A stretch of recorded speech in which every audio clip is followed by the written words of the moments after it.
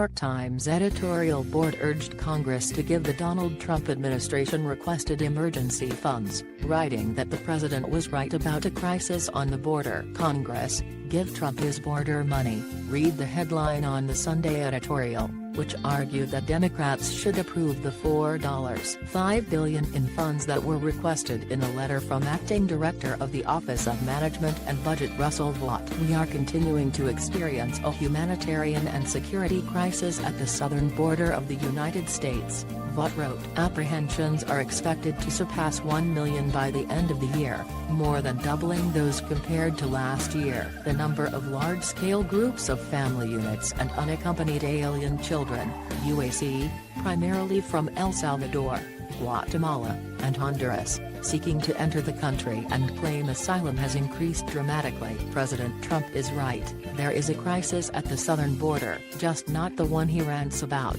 the editors wrote. They argue that while Trump is wrong to demand a wall and to present the border as a natural security issue, there is a very real humanitarian crisis at the border due to the surge in asylum claims, and wall funding is not included in the request. As resources are strained and the system buckles, the misery grows, they write. Something needs to be done soon.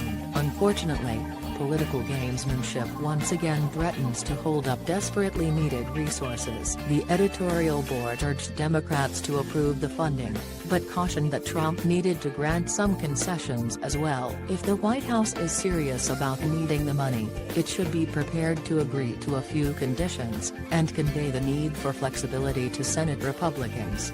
They wrote. Both sides need to dial back the fighting words, resist the temptation to finger point, and find a creative way through this minefield. The admission about a crisis on the border comes after former Obama DHS Secretary Jay Johnson said during an April Fox News appearance that the influx of migrants represented a crisis by any measure. By contrast, 2020 Democratic presidential candidate Julian Castro has called the notion of a border crisis BS.